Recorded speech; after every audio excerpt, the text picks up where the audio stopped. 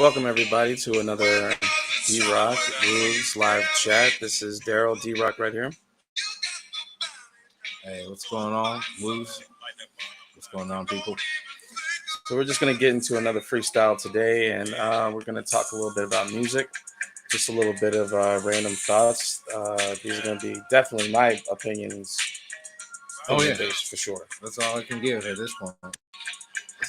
All right, let's kick it off. You know what?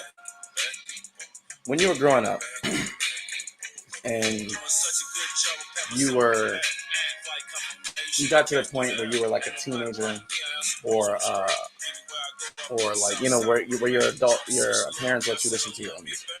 Yeah. Who were you jamming off then? Well, I'm fortunate that my parents, even if there's explicit lyrics or not, they could at least appreciate it for what it was. So listening to something like, of course, everybody knows Biggie, Tupac, growing up in my era, I'm an '80s baby. That's something that they can hear the message that's going on with that. So I can say those two were definitely influential artists. I definitely grew up listening to a lot of Wu-Tang Clan personally. That was what my best friend was listening to, and I guess my mom kind of did allow it because even though there was a lot of you know vulgar, explicit lyrics, they didn't say it that often. I guess there were certain artists in the Wu-Tang Clan that had that some curse more, some curse less. And hold on a second. Give us a minute. What are you doing? No, go out there. Go to your room. Come on, you and Jalen go play downstairs. But no, I completely understand what you're talking about with artists that could definitely kind of restrain from getting over, too vulgar or whatever. As apparently, we once was it NWA, broke ground with, of course, with the whole industry with their lyrics and everything like that. People had to recognize that, just telling life experiences, it might need to be, there might be need for the vulgarity, but they put the explicit lyrics label on it, and of course people still bought it, and you can't censor stuff to a certain extent because it's a life experience. Well, I totally agree with you on that because that's what kind of drew me to it.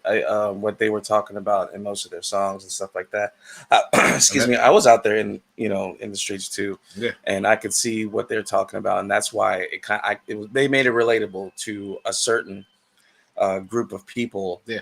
At first, you know what I'm saying? And that's your area too. I mean, you're from the East Coast. Oh, absolutely, absolutely. And they wanted to show, the world what they were living, where they were living at, and stuff like that. And with NWA, they did the same thing. Yeah. And they had the right to, because I mean, after all the like LA riots and the Rodney Kings and and all the things, the controversial stuff with the police out there, it was natural for them to get something like that.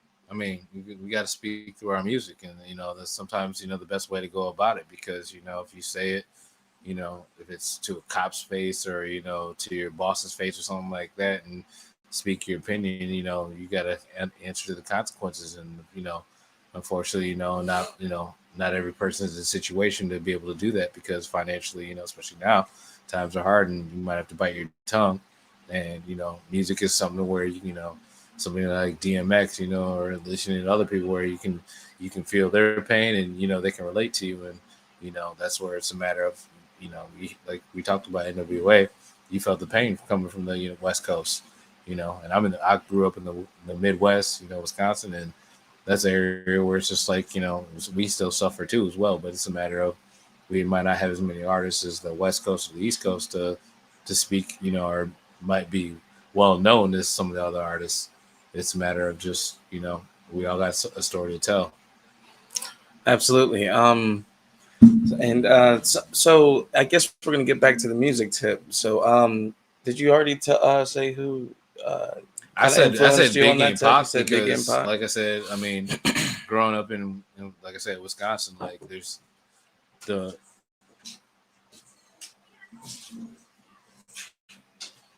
it's a situation where our music, especially at our age, like where we didn't have all the apps or the necessarily even like the fastest streaming internet to download music. When you back in the day doing the dial up, it's a struggle to sit there and try to listen to an album versus like having a cell phone in your hand and just being able to stream everybody's album. So it's a matter of perspective and just when you can actually have to do your research and figure out who's an artist that you possibly could follow. I mean, yeah, you got MTV and BET and everything like that, but you can only get so many songs off of that. You can get a commercial track that all of a sudden you buy an album and you're just like, what happened to the other 14 tracks besides that, that one hit wonder that I heard. So, I mean, I know as a kid, just like you're not going to sit there and you can't just have it in your hands like we have it nowadays. I mean, we're spoiled, definitely.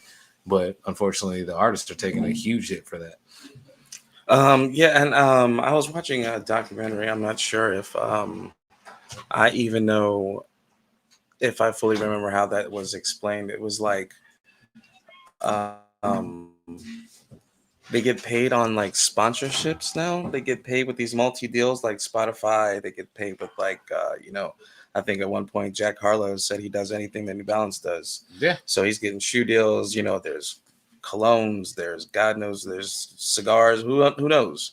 Rappers doing shoe deals. I mean, like Cole was probably, I'm not gonna say the first because I could be wrong by that, but at the same point, one of the first important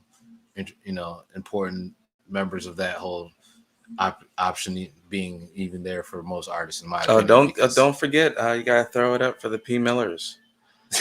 They were mad ugly. I mean, Master P now is still cashing checks probably off shout of outs shout outs to Master P, shout outs to him big time. He's a multi-millionaire. Him and all the artists he had dropping every week. I think he hit the B. I think he hit the B. The billions by now. Yeah. Oh yeah. With his son doing acting and whatever. They're a $1 billion family.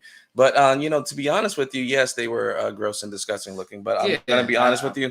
If I'm from Louisiana, I'm stomping with those, dog. I don't care how ugly they are. Yeah. Oh yeah. Of course. P. Miller's out there and doing his thing. Yeah, absolutely. You got to support the cause. Like, I mean, I don't know how much they were cost. I forgot at this point, but yeah, I mean, any artist doing this thing. I mean, like, but now with the shoe game and how ridiculous it is, it's just a matter of, I mean, yeah, how much are you gonna really spend to support the cause? Because I'm a Ye fan and everything like that, but at the same point, I'm not gonna spend $300 for a hoodie and this and that, for all that apparel. Don't get me wrong, love the music, that might have support everything that's being said, but it's a matter of, yeah, I mean, it's you got to look at your own bank account and figure how much am I contributing, versus being judgmental of my own livelihood / family.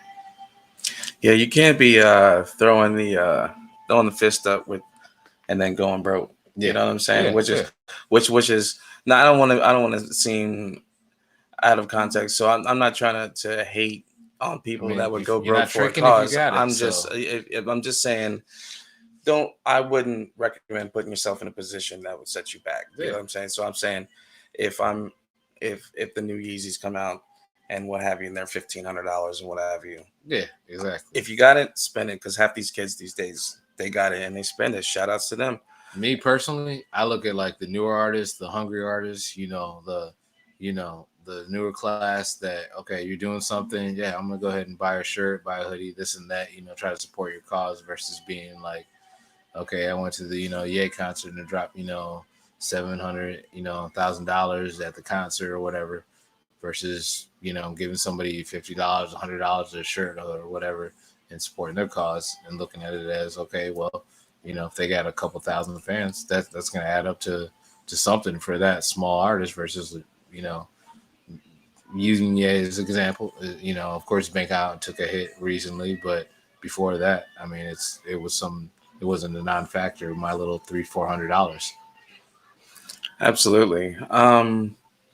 So we're gonna fast forward a little bit. That's a little bit of a context on the history of what influenced us coming up, so you can get basically an understanding of of where our Perspectives are absolutely, on music. absolutely. And we'll fast forward a little bit. Let's bump it up to about the 2000s. 2000, Yeah, man. who was influencing you there in the early 2000s bit? 2000s. I want to say somebody like an artist like I believe the I'll say Dynasty was rocking at that point. yeah, the Dynasty, yeah, JC, like that's that was definitely a huge influence. Every time he was dropping an album, you wanted to be the first person to have it. And that was also a huge bootlegging era as well. So I mean, it's one of those things where you have the choice to, all right, yeah, I can go to the corner and get this and that, and you can hear it immediately before the streaming atmosphere. But it's a matter of also, you got to look at the perspective of you taking some money out of the artist, and if you got the money, like to go buy the album and the CD, you're gonna go and buy it Best Buy or whatever option you have, your Sam Goody, wherever depending on what coast you live, but you might have to go bootleg route depending on your pocket. Let me ask you a question. So back in the day, those 2000s, Yeah, they have Napster, they have Livewire, they have all that nonsense, and so you had to go buy a stack of CDs, hmm and then you had to go to the computer. Sometimes it would take a day or two for depending on how many. Sometimes it would take like a week depending on how long your playlist is. yeah. So my question is this, and time invested. Is it easier to just go down to the corner store and just buy the $5 CD and be done with it instead of having to make it a special trip to go all the way out and then wait a week to listen to the same stuff that you were going to download anyway? The only thing about it was, as somebody I'm gonna admit, of course, yes, I support bootleggers and this and that at some point, but it's a matter of the urgency to hear that music, and that's where, just like now with having it on your phone, but before, back in the day, all right, just I mean, if somebody has the new Black Panther 2 weeks before it comes to theaters, you're gonna want to be able to watch on DVD. Might not be the best quality, but you're gonna try to sit there and enjoy it somewhat. But if you don't, then yeah, if you're a fan and you can be patient and this and that, it's a matter of, yeah, you can. It's probably more responsible because, of course, they started, seeing people's dial up and or whatever, not dial up, Wi-Fi or whatever, and seeing that stuff and recognizing, okay, you're downloading a lot of music and blah blah blah and catching charges, but it's all about the risk and the urgency that each person pretty much had just to either enjoy music or DVD or whatever, that was being bootlegged and supporting the guy in the corner. I mean, like, yeah, it's a faster route, but that quality ain't gonna be guaranteed. I'll tell you that. Yeah, that early 2000s flow with the bootleg, at least especially the movies, where Yeah, the quality got better. yeah, definitely. Big time. I'm not gonna say it was a huge step up because I at first when I got a bootleg copy, I would just know to expect a shitty picture. I know to expect all kinds of nonsense, people shouting, walking across. But in the 2000s, that was the first time I saw like an HD Yeah. Oh yeah. bootleg. Oh yeah. Same nonsense, but they tricked it to make it much better, Yeah. Yeah. much better view. You're telling the truth about that, because honestly, I mean, like, once those DVDs were coming crisp, it's a matter of, you think about your trip to the movie theater, you're paying movie ticket prices, you're paying popcorn and candy and drinks, and you're down, at least, if you got kids, you're spending, almost $100, well, now, yeah, probably about almost $100 for a family of four just to enjoy, a movie, versus paying $5 to $10 for a bootleg that you can go ahead and throw it in the DVD player and sit there and watch it and pop some popcorn that you bought from the Dollar Tree or wherever, and while your dollar soda, whatever, it's a you're paying literally 10 to 20% less, 20% of the price to get it something bootleg versus paying movie theater prices. And yeah, and it just got better and better and better. They had those Yeah, unlocked fire sticks. They got all kinds of websites. They got all kinds of apps now that you can just get ultra 4K for paying yeah, half a fraction of what you would pay to go to see, just to go to that, to see the view at one time and to have the experience, yeah. versus you can watch it over and over and over and over again whenever you want in the comfort of your own home, and not really so I mean, And honestly, like it's a matter of like you're, you know, yeah, the low man is the person that has to make that option. Somebody who is sitting there, crunching every dollar, trying to figure it out, and you got to take whatever route you got to take to see the entertainment. And it's a matter of the extent where it's a matter you're really not gonna probably face any charges over getting it in bootleg DVD once or twice or whatever. But it's just a matter of you're looking at it like, okay, I want to see this movie that bad, blah blah blah. Okay, I want to, I'll go this route. But I can't say honestly that it's something that everybody's going to go that route to do, because those people that don't even understand that concept of having to deal with that, they're just gonna, they if they have it, they're gonna be okay. But I go ahead. think No, I was understood. only gonna say, damn, I just, I just lost my train of thought. Go ahead.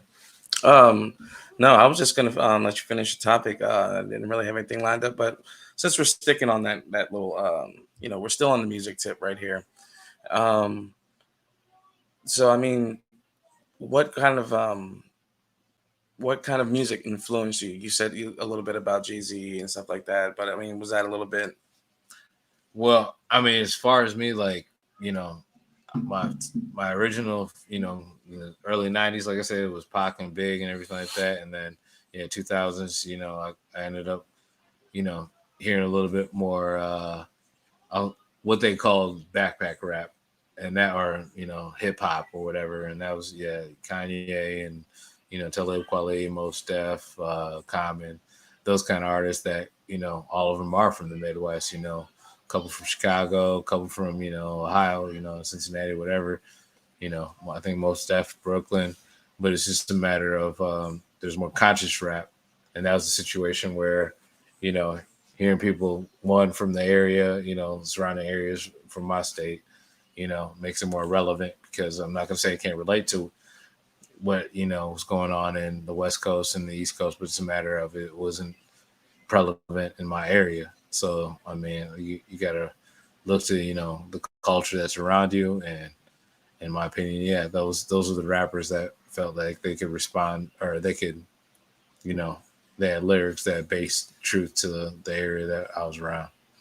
Yeah, and I can definitely relate to that because doing a lot of skateboarding around that time, that was definitely a lot of the music that we listened to. A lot, and not just myself, a lot of the skateboarders around me, we all had the kind of that. We all kind of felt different anyway, and so someone like Kanye, someone like Common, someone like Most Def Quality, you know what I'm saying? Those are Yeah, oh really yeah. special artists What to about me. Lupe as a skateboarder? Lupe, I know it's later, but at the same point, that's still it had the kick push, which I yeah, think oh yeah, what I loved about that little song and that little trend right there was that it got more of the black people, more minorities out there to go yeah, out there and skate. yeah, And it was and also presented the dream, man. If you can be down here just like we are, you can get up there too, yeah, yeah. just as well. I mean, I feel like Lil Wayne carried a torch with that too. As soon as he was, openly skateboarding with everybody, seeing that, because it's like that's one of those things where, I mean, an industry probably, they definitely benefited by having an artist, slash skateboarder like Lil Wayne to be able to do that, and make it seem like it's cool for people of our color, our color to do that, and it's a matter of that the industry has changed, and there's plenty of talented skateboarders.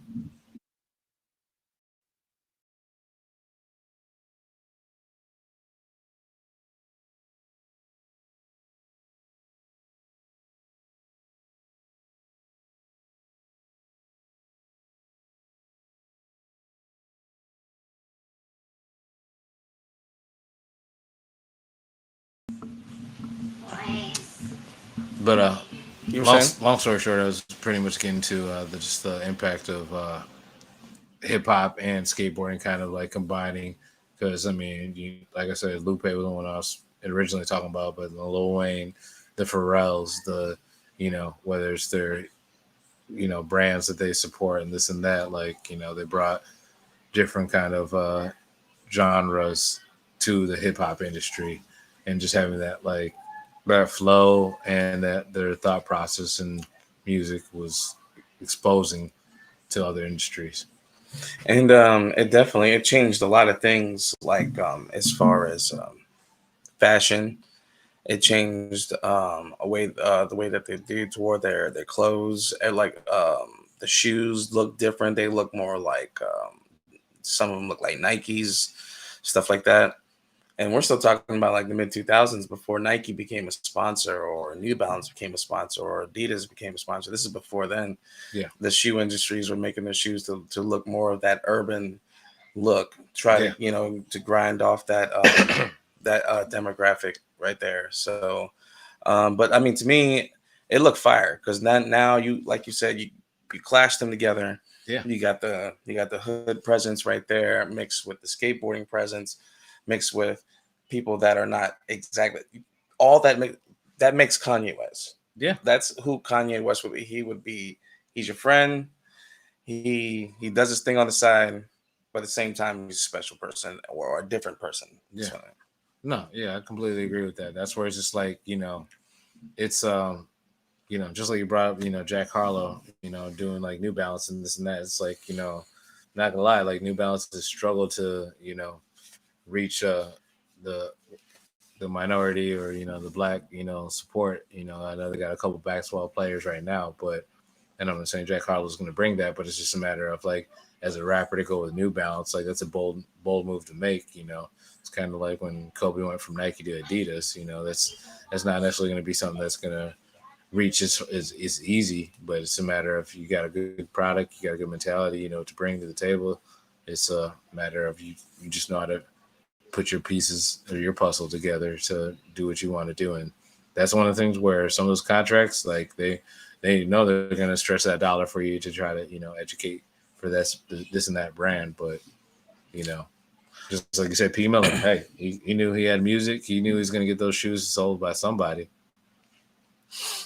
Jadakiss did say that they were the ugliest shoes ever. Anyway, Speaking of that, I can't let that go. Speaking of Jadakiss, he just had a commercial earlier today with DJ Khaled doing because DJ Khaled's got a shoe with MJ. Oh, and really? Jadakiss is it's like an old school commercial. Like shout out to Jadakiss, still one of the best rappers alive. But yeah, he definitely linking with DJ Khaled. Like, I mean, that was probably one of the best choices. You get a veteran in there going to spin bars. I mean, like when I saw the video and everything like that, it took me back to the whole, like, those type of videos. Like, that's pretty funny. But, I was gonna ask you right before. Sorry about that, y'all. That's all good. Right before you mentioned something about right before the when you talking about Jack Harlow, Yeah, and the New Balance thing. Some of you guys don't know, but I believe that your family is from Kenya, right? Yeah. Right. Oh, yeah. And the question that I wanted to ask you was first. Well, first I just wanted to say this: they're runners over in Kenya, Yeah, and that's no stretch of the imagination. Oh, that they win Gold Olympics, they medalists. win medals, yes, year round. They compete all year round, and they're just See my strong. ankles? It shows. But Look at my calf muscle. do Kenyan runners wear New Balances? That I am not able to answer because I at don't this think point, so. the number of races I've watched recently doesn't let me know if. I mean, I would think, as far as like shoes right now, like I just with all shoes, of course, Nike was the top, and of course, New Balance is another running shoe that was probably in the top, but it's just a matter of I don't know what the facilitators do as far as like their Olympic competitors and how much influence Wet Brand has in Africa as far as in Kenya as far as their I don't know the influence that they have in Kenya for what brand. So as soon as they have like a Nike factory, they're okay. Well, they're wearing Nike. Okay, they got Adidas, blah blah blah. So I mean, honestly, I would say they probably were wearing Nikes and not New Balances because, in all seriousness, I mean, yes, Nike New Balance is a running shoe, but everybody wants to be seen wearing Nikes. So I mean, at Olympics, that's just a different level. But shoot, they could have wore Reeboks for all I know. But Um, isn't there like a some sort of thing where everyone has to like match in the yeah, of Olympics? They course, all of have to wear course, the same gear yeah. of some sort, or even if it has to be whatever they issue. I guess is that maybe because so they don't make sure that people cheating or whatever. I feel like it's issuing by like He's got too many shoestrings.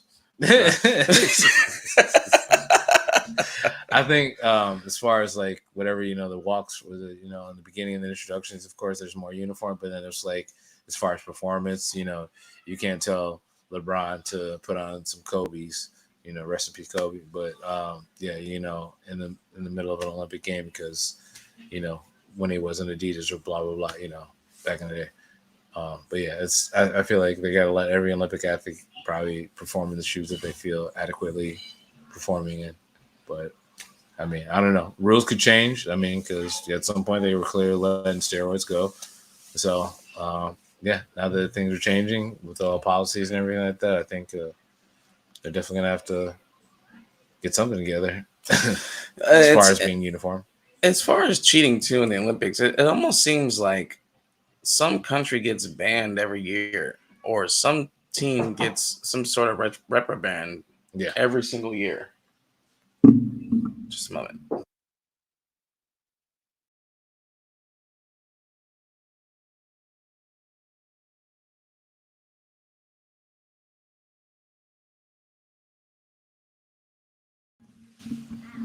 But it seems like almost every year.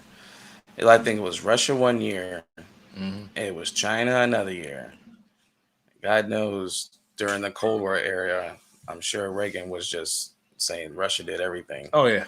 But like you said, steroids is real, and if their country really, really, really, really, really wants that person to compete, no matter what, they'll find a way. And think about it like this: is that okay? I mean, of course, like I'm sure all the people that do all the testing and everything like that come from multiple countries, so it's not like okay, well, we're playing, the Olympics are in this country, so we're only using these doctors. It's probably doctors from whatever, from all over, but it's a matter of the wits and the intelligence of the advancement in steroids and this and that or whatever, cell regeneration type stuff, and it's a matter of okay, if I can figure out a way to give you this in your arm and they're not going to detect it, what country wouldn't do that because of how well the standings come out when you have a gold medal? And if you have a Michael Phelps, didn't admit to using any kind of steroids or anything like that, but you look at that and it's just like that's a freaking nature. But I mean it can happen, and I'm not saying he did use steroids, but I'm just saying like if you did have a Michael Phelps type athlete, yeah, well, this is a great topic because when you bring up steroid, I feel like Barry Bonds has to be brought up in almost Mark McGuire's same, that almost gets brought up almost in American culture anyway. Yeah, of course. Because you associate that because there were so many scandals behind it. Like back in the day, even Pete Rose, his thing wasn't even about steroids. Yeah. His thing's about gambling. You know what I'm saying? Oh yeah. But do you think, your opinion, Barry Bonds goes to the Hall of Fame? Yeah. Hold on. I'm sorry. I didn't give you any context to it. Goes to the Hall of Fame with knowing that he was on steroids, and then flip side knowing without he was on steroids or not. I think that the accolades that you could see that he accomplished before he was clearly using steroids. I mean, or whatever. It's pretty much at this point where I think he established enough in his career where he could define himself as a Hall of Famer before he was declared being, a steroid abuser or whatever. And it's one of those things where personally, when you look at all the other people that I went through their career and either did get caught using or didn't, and how they, oh, okay, I'm sorry, I won't use it anymore, and okay, now you can be a Hall of Famer. Like, it's a matter of a personal discrepancy between certain players against him. Like at this point, it's just like he's been, pretty much boycotted or blacklisted as far as being that eligible to be in that because they want to make him an example. And I hate to say it with what's going on right now with like Kyrie and even it's just a matter of not saying that players have done the same thing and made the same statements and blah blah blah, or athletes or musicians or whatever, but it's a matter of trying to make an example. And sometimes when people look like us, we are going to be the example. Well, it's hard for me because I would rather him become a Hall of Famer and not know whether he did or not, because then that I would have that comfort of knowing that he just made it to the Hall of Fame and give the whole clap and pat on the back thing. I would be a little bit not upset, but I would be a little bit annoyed to know that he went to the Hall of Fame and he was, because there's people that are like Ken Griffey Jr., who didn't do steroids and became a home run champion, went on to play 20 plus seasons.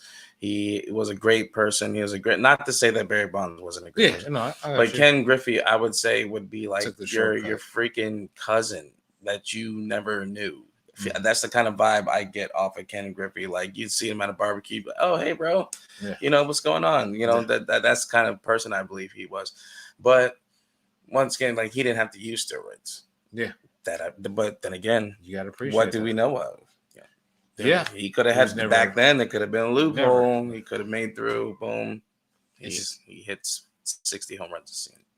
And it's also like we were talking about as well, like with you got personal trainers and this and that, or might have not been on here, but we were talking about somebody like LeBron that has the got the bio chamber that and this and that. It's like if you don't have the money, the health support behind trying to keep your body up and be able to still be a pro athlete at 40, Tom Brady and his trainer, like that's a situation where you just look at athletes where it's just like you might have to take a shortcut. There might not be a longevity option, but it's a matter of if you're really trying to perform for whatever contract extension you might need and you can't get caught. Like you can't tell me that most athletes want to be like, oh yeah, you mean I can be making the same money as LeBron and this and that if I just take this shot that they won't ever see for because it's not on their radar, blah blah blah. But it's every player, every person has that choice. Yeah, what risk would you take? Yeah, that's a tough one, man. But do you have any topics that you want to discuss there? Well, we were talking about rap and hip hop and everything like that, and I would ask you, from as far as some of the more recent artists that have like passed away, were any of those artists people that you might have not listened to that unfortunately with their passing you thought, oh, I need to start looking through the catalog a little bit more? Because me personally, I know there's a few I might name on that, but I'm not saying like it's unfortunate that the industry is so so many people contribute to it, but you might not get a chance myself to listen to you can't listen to everybody. Well, there is one artist that I want to dig a little bit deeper into their catalog. Not someone that is it's Takeoff from the Migos. Yeah. And rest in peace to him. Shout outs to him. Definitely. And the Migos for handling that situation. But the thing about it is he was my favorite rapper out of the Migos, and I already listened to a little bit of his music outside the Migos, Mm-hmm. so I was a fan, but it's not like I was banging 24 songs back to back to back to back to back or anything like Yeah. that. Oh yeah. But you know, I felt like he was a great artist. But And we're also a little bit older, so of course that's a little bit later, you know, and some oh, of absolutely, absolutely. With the you know, coming the new classes. from so many different styles to be done over different times and evolve into what we have now. You at some point you say I heard it all. Yeah. At some point you say I What else haven't can heard you do? enough. Yeah, or I haven't. What else could possibly land right here in the music world that would Yeah. shock and awe me? Because to be honest with you, the last thing that really shocked and awed me was the Nas or any most of the beefs. That's what shocks me. That Yeah. shows me it's like a Monday night football game to me is what is Yeah. something like that. And you also you like some of the battle rap too. So Oh I mean, yeah, for absolutely. as That's my somebody as an fix East for that. Coaster, like, you know, of course, being in the Midwest, you know, we got the whole 8 Mile scenario that they play in the movie and everything like that. That I mean, of course, it holds some credit to. Of course, you know, I didn't grow up in Detroit or anything like that, so I can't speak on it. But it's just a matter of, yeah, I know as far as battle rap that, I mean, that was something that I didn't even learn about until, you know, I seen stuff online with, you know, the East Coast rappers and West Coast rappers. And, you know, of course there's, you know, industry battle rap, but it's just a matter of real battle rap is something that, you know, just like with a lot of music, the Midwest is a little bit late to. But of course, you know, you see some of the products that came out of that with you know, certain artists. Do you think that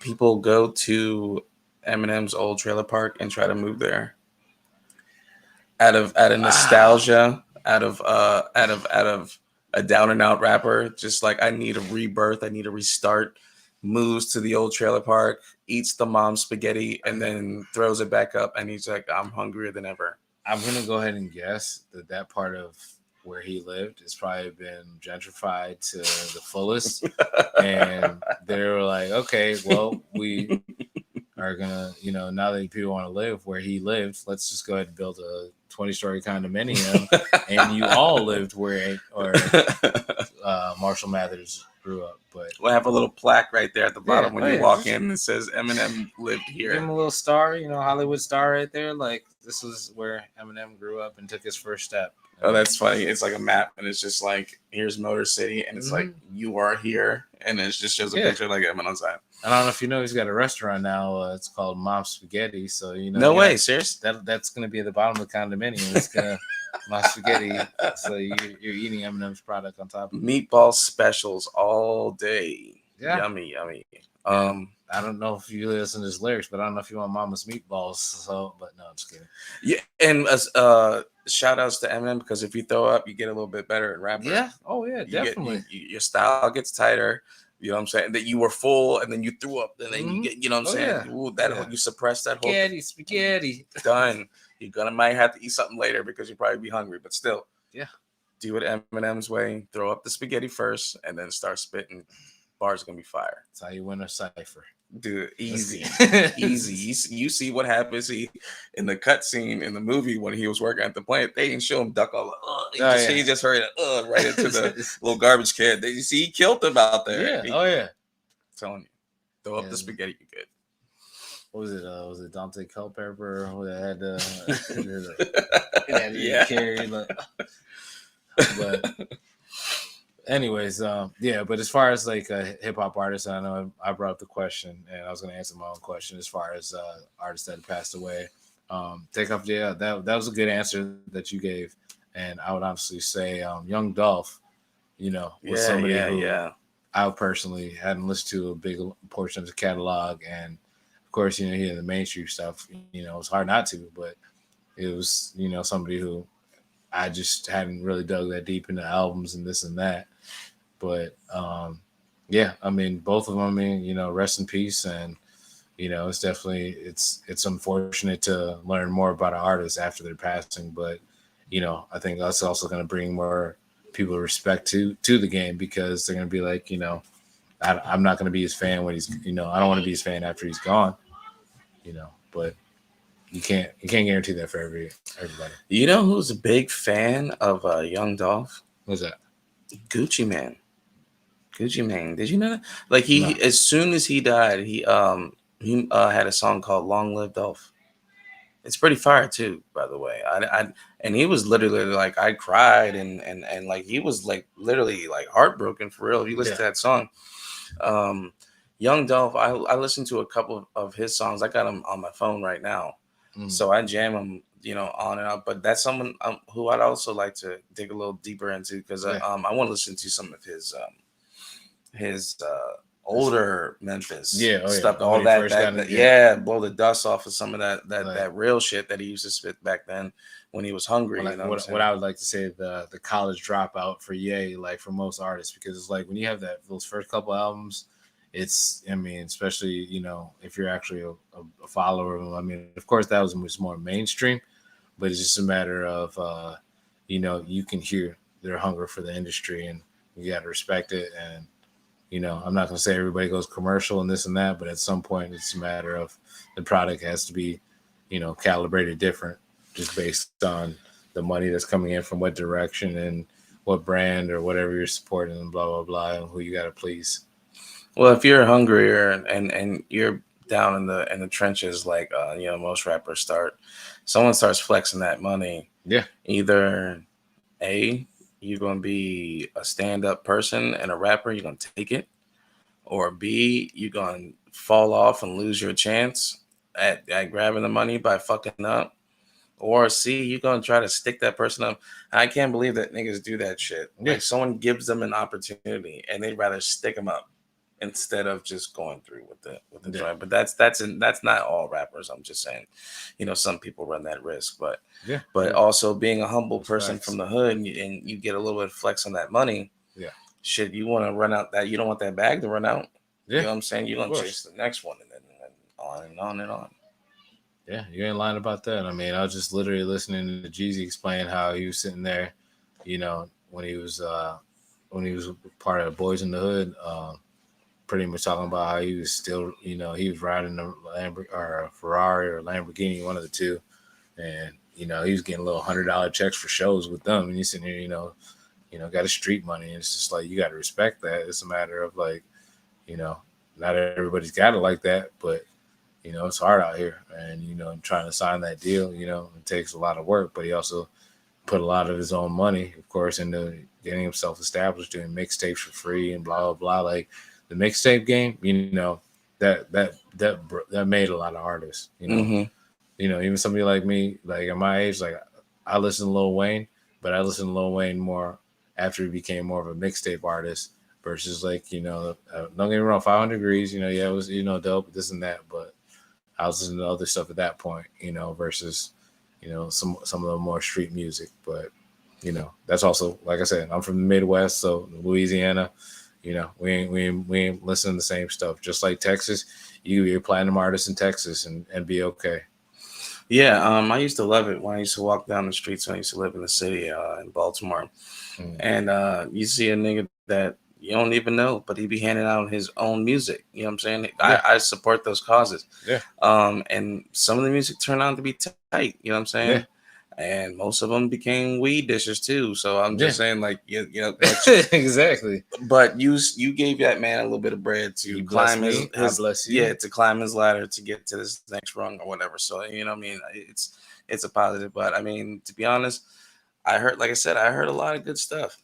Yeah, I heard a lot of bad stuff too. I know you being out there in the Midwest, you hear a lot of the same thing. You hear a lot of really, really fire ones, but sometimes, man, they come through, and some of that shit makes it to the radio, which kills me. Like, and it's just like that's when they're sitting there breaking up the local DJ. Sometimes slide a little bit of stack under the table. Oh yeah, I heard that at 5 o'clock. Yeah, I was in traffic.